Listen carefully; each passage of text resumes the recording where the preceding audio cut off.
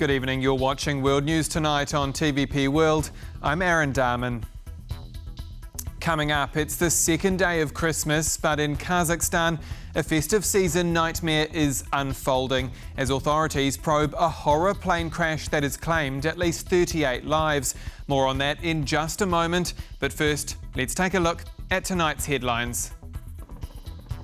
Another power cable is damaged in the Baltic Sea, this time connecting Finland and Estonia. Polish Prime Minister Donald Tusk takes a jab at Viktor Orban for calling Putin a fair partner. And fancy a cold winter dip, the new swimming trend making waves across Poland. At least 38 people are dead and 29 injured after an Azerbaijan Airlines plane crashed in Kazakhstan. Media reports suggest Russia was involved, but the government in Baku maintains the investigation has not yet concluded. Fran-chi-shek Pilis has more. These are the last moments of the 38 victims of flight J28243 from Baku to Grozny. Right after the plane crashed into the ground, rescuers began their search for survivors. They found 29 of them, including 2 children. The preliminary information was that there were 69 people on board the plane, including 5 crew members, of which 42 were citizens of Azerbaijan, 16 were citizens of Russia, 6 were citizens of Kazakhstan, and 3 were citizens of Kyrgyzstan. Following a breakout of the news, Russian President Vladimir Putin, who was attending a CIS meeting, vowed to send over a plane filled with medical personnel and equipment. Let's hope for a speedy recovery of the injured ones, and of course, I am sure a thorough investigation will be carried out. That investigation, however, might reveal information that Putin wouldn't want to be known. According to Euronews, citing Azerbaijani government sources, flight J28243 was forbidden from making emergency landings on any Russian airports. Afterwards, it was forced to fly across the Caspian Sea towards Kazakhstan after being reportedly struck by a missile launched from a Russian Pantsir-S air defense system. But why would Russia shoot at a civilian plane carrying its own citizens? I think that it comes down to a one-word answer: incompetence on the Russians' part. They clearly are not capable of distinguishing between military and civilian targets. And I think under pressure, we've seen the lack of training in the Russian army come to the forefront, or if it was the Chechens, the same situation. They simply weren't able to figure out that this was not a drone, it was not a Ukrainian drone that was representing a threat, but it was a civilian airliner. So just once again, we're seeing the Russians are the most incompetent. And to allow this plane anywhere close to this area that had kinetic action going on is unconscionable. Relatives of those who miraculously survived the crash are praying for their loved ones' swift recoveries. I don't know what to say, honestly. I spoke with my son today. Thank God his condition is good. If everything goes well today and tomorrow, he will come to Baku. Let's see what happens next. However, according to local reports, at least 11 of the injured are in critical condition and are still fighting for their lives. Finnish law enforcement is looking into the outage of an undersea power cable connecting Finland and Estonia. It comes as the Finnish Prime Minister underlines the threat of Russia's shadow fleets to the security of the Baltic states. Finnish authorities announced on Thursday that they have reason to suspect that a tanker called Eagle-S is linked to damaging the Est-2 link underwater power cable. Finland's customs services suspect that the ship belongs to Russia's so-called shadow fleet. Our most important task now, in addition to the police investigating the matter, is to find effective means to stop this dark fleet. This dark fleet pumps money into Russia's war efforts so that it can continue its war in Ukraine against the Ukrainian people. It must be stopped. The president of Finland has also reiterated the need for action. Finnish authorities said they boarded and took control of the 220-meter-long oil tanker traveling from Russia. The vessel, on course from St. Petersburg to Egypt, was sailing near the Est Link 2 when the Finland-Estonia electrical link was disrupted. There is reason to suspect that this vessel registered in the Cook Islands has caused damage to the East Link power cable. But in addition, we also suspect that other cables have been damaged. These investigations are currently ongoing.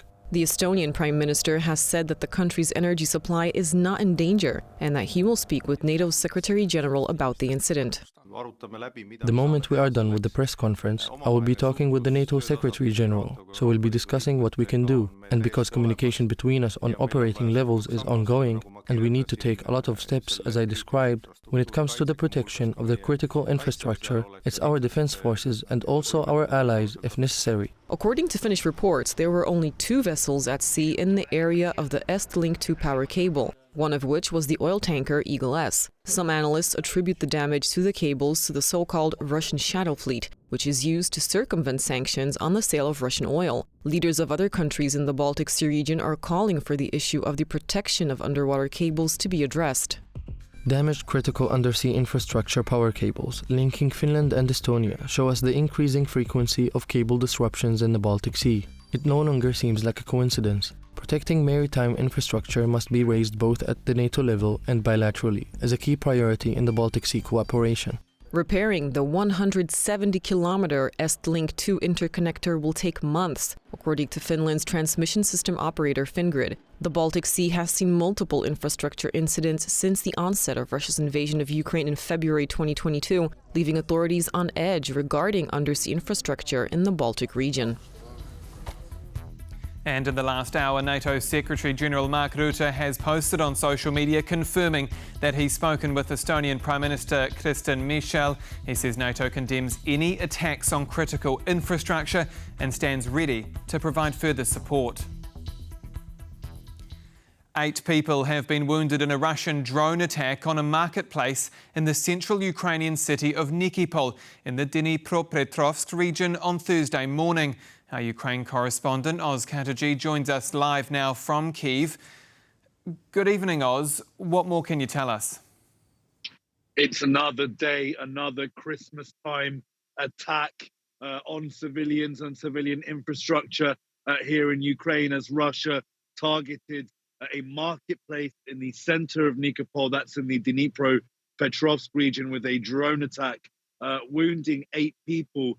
4 of those are women, and one of those is in a severe condition, critical condition, and 3 others are in a severe condition. So really quite bad injuries reported there. Local authorities are also reporting that there was significant damage done to the market itself.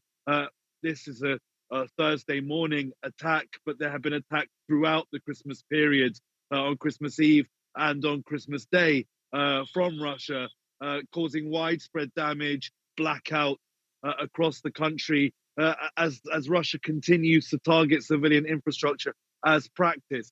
Now, the Dnipropetrovsk region, cities like Nikopol and around it, have been targeted routinely by Russian shelling from the occupied Zaporizhzhia region for some time now. A series of Christmas tragedies in Ukraine. Oz Chatterjee, our Ukraine correspondent, thanks for your time. Polish Prime Minister Donald Tusk has condemned his Hungarian counterpart Viktor Orban for calling Russian leader Vladimir Putin a, quote, fair partner amid massive Russian airstrikes in Ukraine. It comes as Poland and Hungary face a major diplomatic dispute over the unprecedented granting of political asylum to a former Polish official. Kazakhstan reports.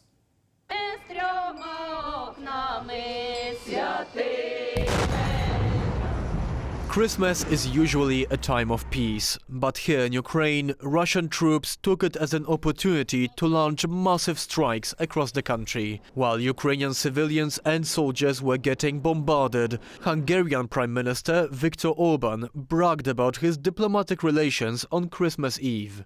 The president of Turkey is our friend, the president of Russia is our fair partner, and the prime minister of Israel is our good friend. Among Orban's list of diplomatic partners, Polish Prime Minister Donald Tusk was nowhere to be seen. The relations between Budapest and Warsaw have recently been at a historic low, and the Polish leader has made that very clear on his social media. On Christmas Eve, Russia carried out a massive missile attack on Ukrainian cities. At that time, in a Christmas interview, Prime Minister Orban called Putin a fair partner of the Hungarians. And Minister Romanovsky repeated the patiently learned wishes of that day, Bolgot Karatsonit, Merry Christmas. Polish former Deputy Minister of Justice Marcin Romanowski is being sheltered by the Hungarians after being charged in Poland with embezzling more than €50 million of public funds. The political asylum for Romanowski, who is wanted by a European arrest warrant, has put Polish-Hungarian relations into a diplomatic freeze. And it hasn't done any favors to Orban's position in the EU either. Such an anti-Polish statement that Orban did, I believe there's more countries that were somewhere sitting on the line between Hungary and the rest of the club right now are moving towards the Polish camp rather than a Hungarian one, including the Slovak one. Viktor Orban's latest comment on Putin couldn't have been timed worse. Just last week, the Hungarian leader proposed a Christmas ceasefire in Ukraine. It's a very simple human plan. Just don't let thousands of young guys to die at Christmas time. That's so simple.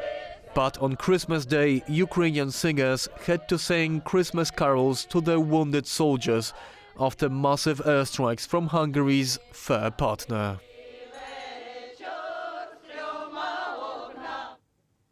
An overnight Israeli airstrike has reportedly killed 5 Palestinian journalists near a hospital in the Gaza Strip.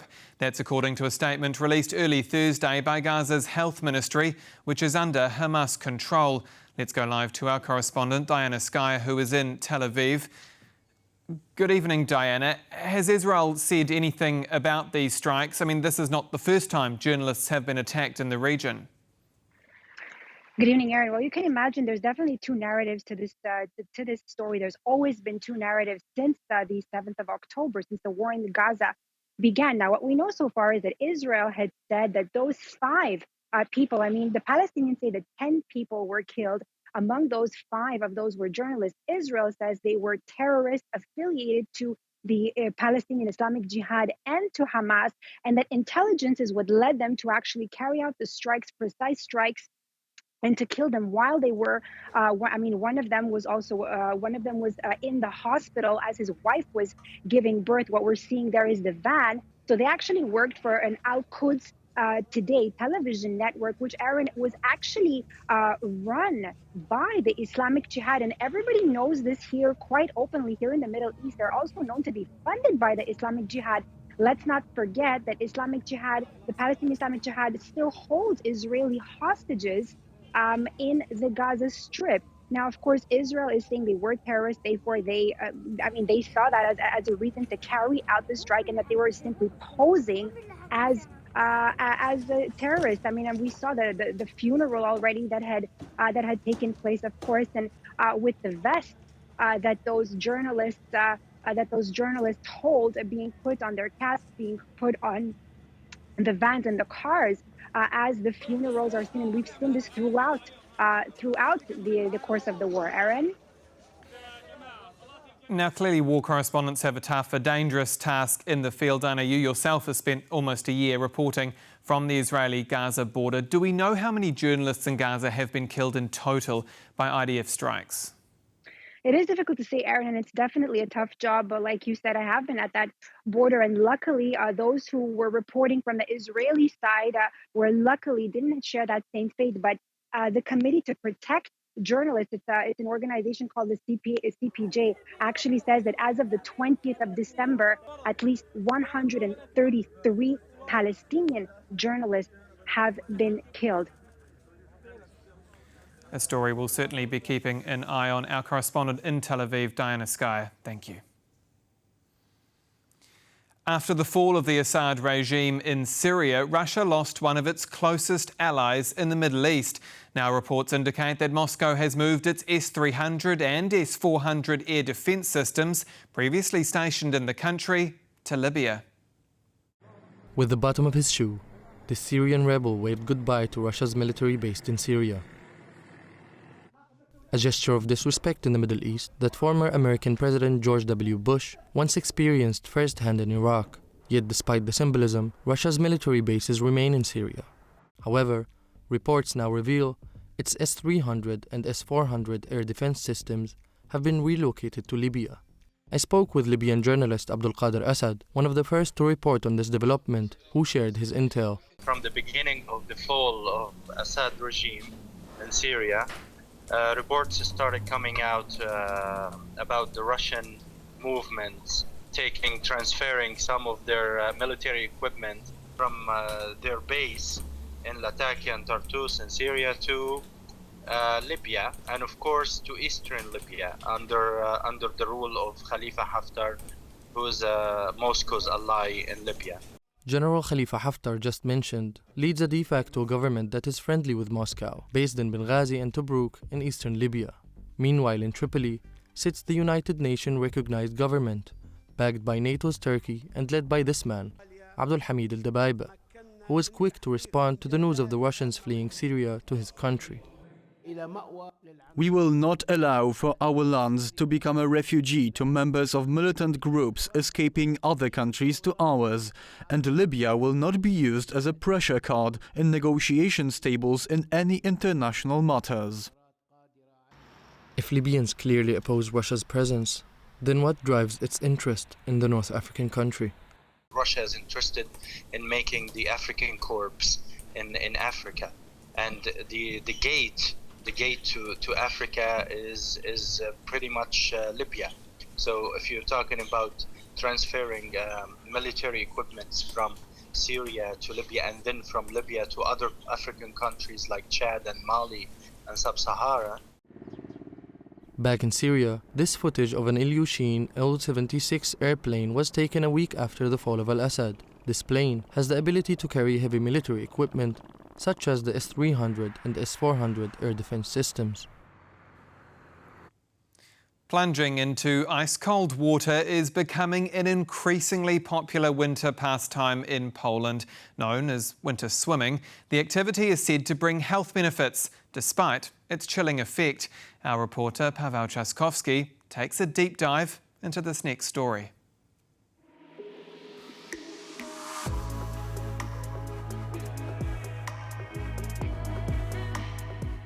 What you are witnessing behind me is winter swimming, but actually it's more like ice-cold water dipping.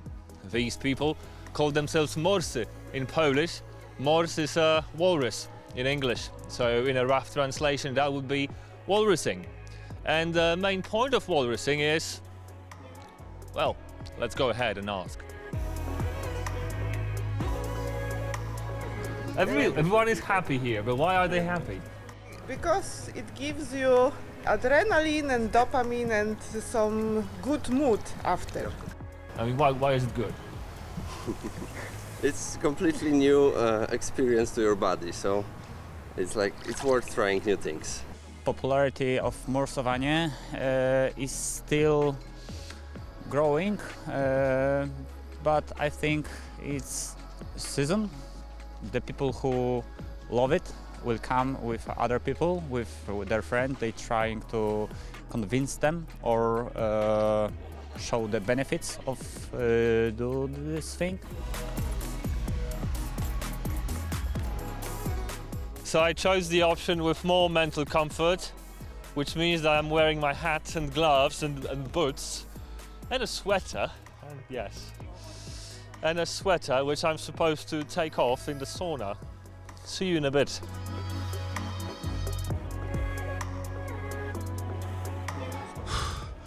It's absolutely horrible. Humans are remarkable organisms,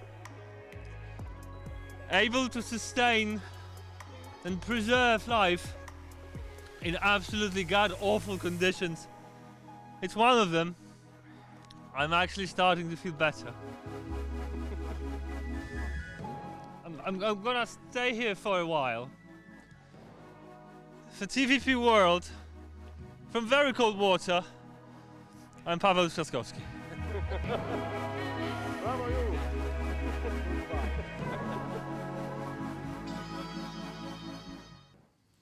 Now, as the second day of Christmas comes to an end, the relevance of faith and religion in Poland and the wider European region remains an ever-present question. My colleague Benjamin Lee sat down earlier with Father Stanisław Czerczemski, the Vice President of the Catholic Information Agency. Ladies and gentlemen, now please join us as we conduct our next interview. Faith and religion have long been pillars of identity and culture across Europe. But recent years have seen shifts in belief systems, church attendance, and the role of religion in public life. In Poland, a historically devout nation, the question looms large. Is there a revival of faith, or are we witnessing a crisis? Joining us today on TVP World to unpack this is Father Stanisław Tajemski, Vice President of the Catholic Information Agency. Hello, Father, and welcome to TVP World. Thank you.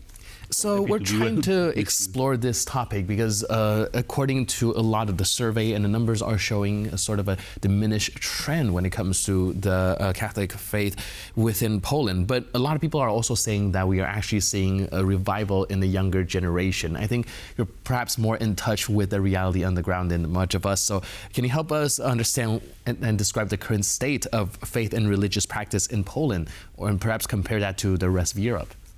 Yes, we may say that, first of all, Church in Poland is one of the greatest and still very living church. We may say that, for instance, every fourth priest in Poland, in Europe, is a Polish. That we have 9% of all parishes in Europe and 4.5% parishes all over the world. So it is very present church in the life of the people. Naturally, as you said, it is the church very dedicated in history, in mentality of Poles. How it is with the young generation, perhaps not as optimistic as many may say. We may say that there is certain problem, especially among young generation, and the church is living the life of a society. If we are living in a digital society, so people are also very individualistic, and they have difficulties in creating relationship between themselves as well as with God. So it is perhaps one of the reasons why it is so difficult to create a community, a living community. It is why some people says it is enough if I watch a religious service in my computer and not attending personally. It is quite difficult to persuade. We never ever, but also we notice something different, that people in their 40s, 50s rediscover their faith and are coming back and are trying to live their faith again, perhaps after different trials, different difficulties in their own life. But it happens. Perhaps it is not so politicized, because if a celebrity declares that he or she's leaving the church, it is perhaps a top on the news. If somebody is rediscovering his faith and the meaning of life, it is perhaps very hidden, not very visible to all of us. Right, so seeing that we're seeing an increase in isolationism brought forth by the digital age, I think this is a very good time to describe or kind of bring it back to the tradition of people getting together, seeing this is the holiday season. Can you help us understand some of the importance of having said community in person and to be able to rebuild this community of faith? Well, I'm very often trying to say to people, if you are loving somebody, you want to be with him, with her. It is also the case of living our faith. It is a personal faith. It is a personal encounter with God. If we are living in society, we are not living in an anonymous group. We are living also with concrete persons. In other words, it is something different to have a call with a friend of mine, where we have spent perhaps many times. But it is something different if we can go and sit together, have a meal together. It is also the case why many people still comes, even those who emigrated, they come back for Christmas to meet with their families, with their relatives, with their friends, simply to live a while.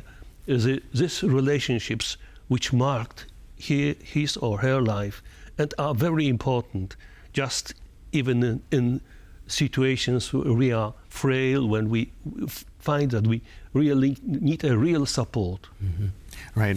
These are the time where having people who love you around you is the most crucial and most critical. Now, seeing again, this is the holiday. What are some of the most prominent practices, most important things that we can observe from the Catholic Church during this Christmas season? Naturally, we know that it is a midnight mass, which is celebrated all over the country. Especially, there are beautiful masses, midnight masses in the small villages, somewhere in the mountains. People are walking sometimes few hours in order to be there in the evening when it is very cold. Simply this place, the sanctuary somewhere in the mountains, is very important for them. But also in the cities, people are coming still on midnight, precisely at midnight, to celebrate the birth of Christ. Then, naturally, before the midnight mass, we are meeting as families and we are sharing, first of all, opłatek, this non-consecrated wafer, a sign nearly of Eucharist. It is not consecrated, it is not Christ himself, but it indicates that in Christmas it is God who becomes man, who's the center of this feast. So we are knowing that also we understand differently our humanity, which is open to God, which is open to salvation. We are normal, lonely. We are also with God who is with us. But surely the important thing is to sing together Christmas carols in the families. And during these days, because sometimes the families are separated, so they visit themselves from different towns. So just in order to share the joy of Christmas. And the last accent of Christmas is the Epiphany of the Lord. And recently we have also festival on the streets of the Three Kings festival, which walks in hundreds of towns and villages all around Poland. Right, these are very heartwarming festivities to see, but going back to the topic we were discussing earlier, we are also seeing some challenges when it comes to kind of delivering these type of faith, these kind of conversations. How do you think religious institutes can adapt to remain relevant in like an increasingly isolated world? It is, first of all, trying to always to invite people to have a personal contact.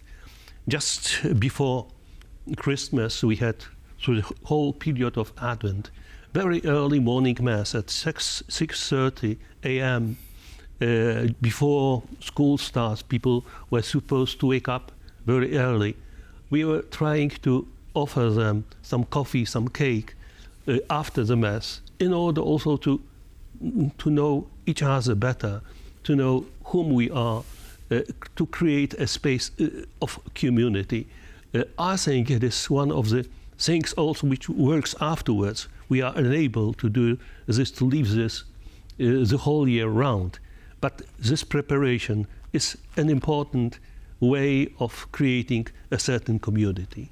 Right, and a lot of recent research are also showing that the youth generation, or just people in general, are now facing a loneliness epidemic, that people also feel a little bit too isolated in their day-to-day lives. Do you think that these sort of practices will be able to alleviate some of those type of stress that people are facing due to perhaps being isolated and not having a community to depend on?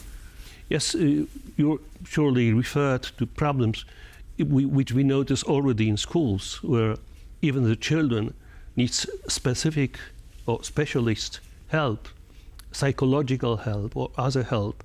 This feeling where parents are very often running from one work to another and have no time for their children. And well, especially in big towns it happens. There are not grandparents, perhaps there are not family members present there. So it is a problem. Probably church is just one of the places where we can create certain places, certain ways of meeting together. Also, in a changed situation, after the accusation or abuse, church needs to also follow very strictly the rules. I mean, for instance, the pastor never can be alone with young people. He needs to be publicly visible. It is certain limitation. It seemed for myself when I was many years ago responsible for young people that it was much easier to arrange a tour somewhere, to go in the mountains, because there were, in communist era, it was illegal. So we were doing illegal things, but also we needed to respect any rules.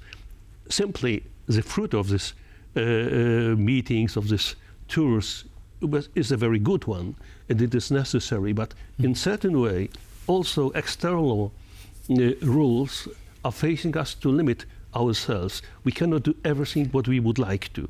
Right, so it's a constant struggle about trying to kind of do things the best that we could. Thank you so much for your input and insight. Really appreciate it. Thanks for being with us on TVP World.